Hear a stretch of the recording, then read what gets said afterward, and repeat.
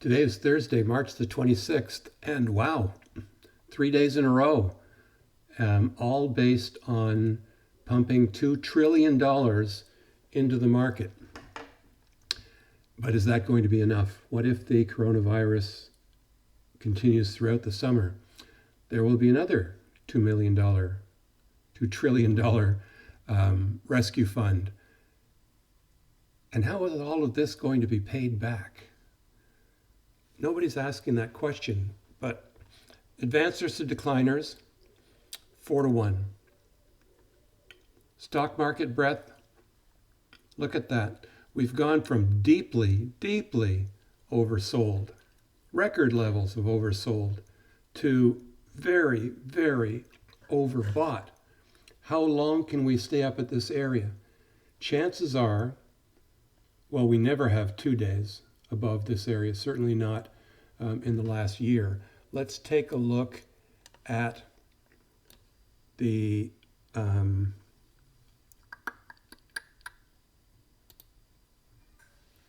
here we go here. Let's get rid of this and let's look at this. So this is looking at data in 2018 through to 2020. So that's 2 years as opposed to 1 year. How many times have we stayed above this 200 line, which is right here? Well, we did it quite a bit back in this period here, which is January of 19. That's when we were recovering from this fourth quarter drop in 2018. So we can stay above that 200 line, which is right here, for quite a while. It's just that we haven't seen it this year, but when we look back, we see it. Let's look back at 2007, and here is the overbought line right here, 200. And 2007, we didn't stay above that value for too long, but we certainly did in here in 2008, 2009. Sorry, this was 2007. So this is the area here where we had our low in the Dow Jones. And just before that, we had a number of overbought numbers. And when we returned back to strength and the market started chugging back up through 2009, we had a lot of numbers. We stayed above 200 for quite a period of time. Certainly we stayed over the 100 line almost constantly, with a few exceptions, 1, 2, 3, 4, 5, 6 days in a period of several months. So we can stay above this level, the oscillator. And let's also look at the summation index. The summation index, and I've hidden a lot of data so that we can focus on this period here, 2008 to 2009 to the Dow Jones low, and the summation index lows that preceded the low in the Dow Jones. This was 2018, and the summation index pretty much followed the move in the market, so there was no advance warning. The summation index pretty much hit its low the same time as the Dow Jones average did. Now we're seeing the summation index changing very, very little, while the Dow Jones average moves up quite quickly. Let's look at the actual numbers. Here's the summation index for March the 20th through March the 26th, this pink area. And look at these numbers here. These are the summation index numbers where we went from 1,000, 800, 714, 500, 200, and then we started to go down and we got deeper and deeper and deeper. Now we've gone from minus 2834, only changed 100, only changed 200, and that's our McClellan oscillator. Changing 90 yesterday and 200 today. We need to see McClellan oscillator numbers much bigger before we're going to get that summation index changing very rapidly. What does all that mean?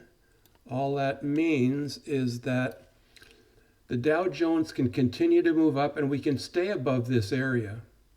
Does it mean that we will?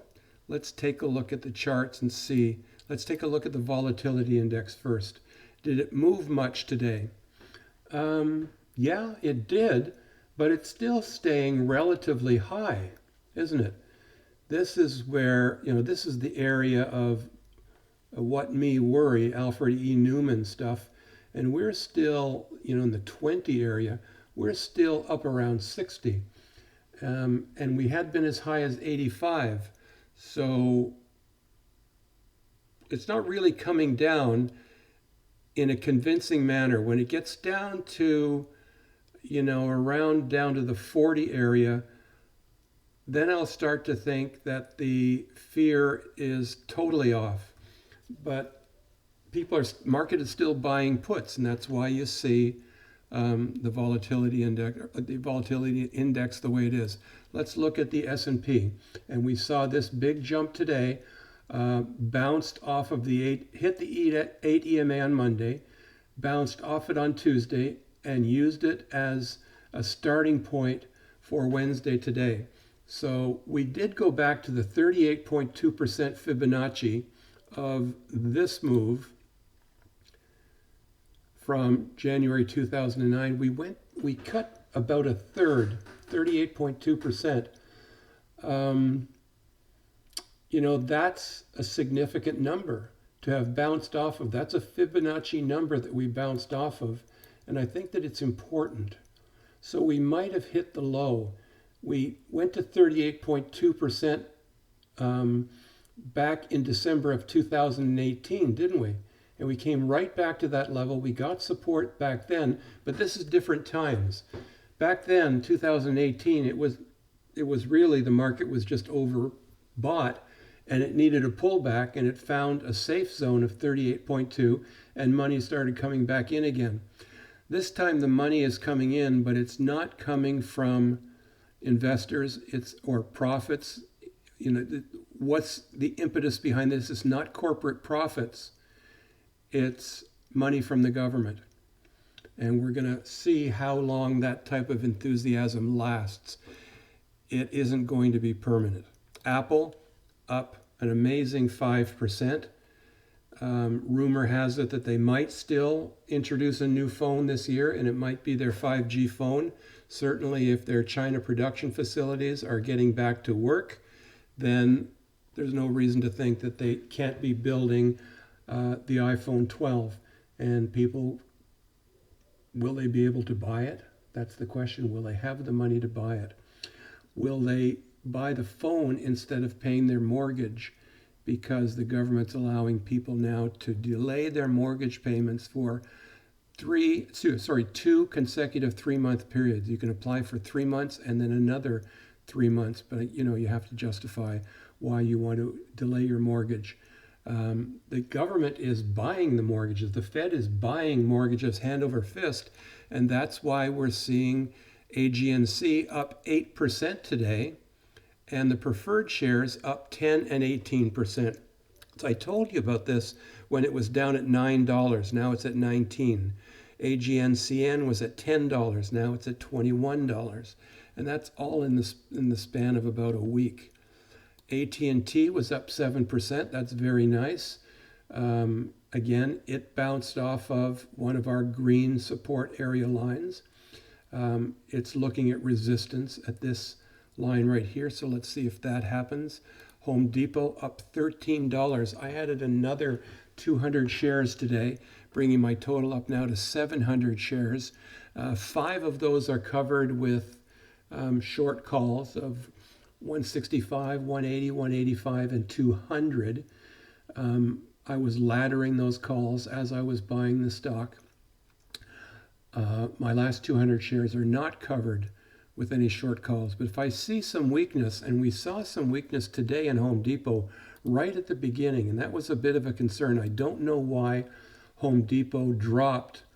Where did it drop? It moved up, and then it started to drop midday, and then it recovered.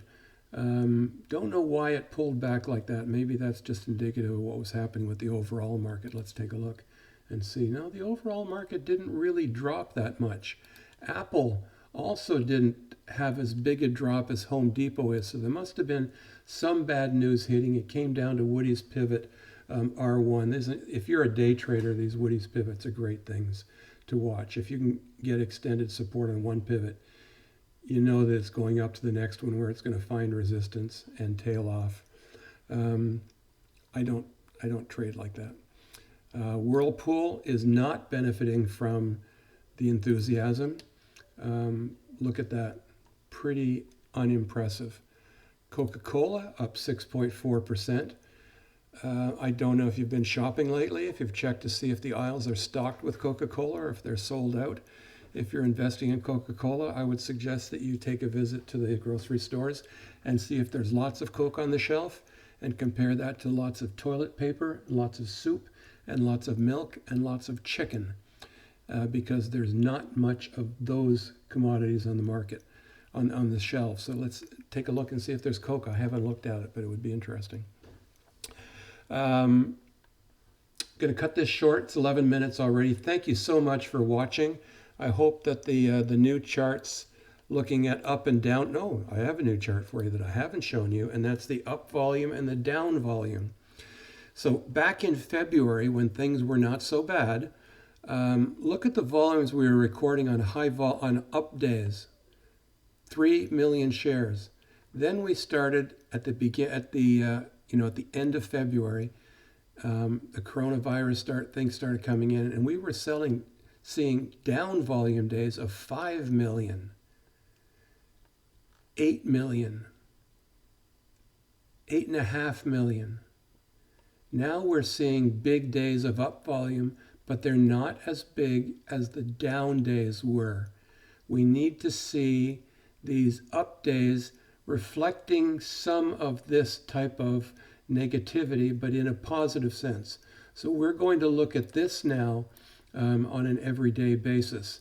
And this may tell a story. We've had 3 days of exceptional buying, but compared to these 4 days of exceptional selling, compared to these days of exceptional selling, or these in here, this is going to tell us another story. So we're going to watch for this. This has really got to start moving higher before I'll be convinced that this is a solid recovery and that there's not going to be another dip back down to test this 38.2% and see if the buyers are still there.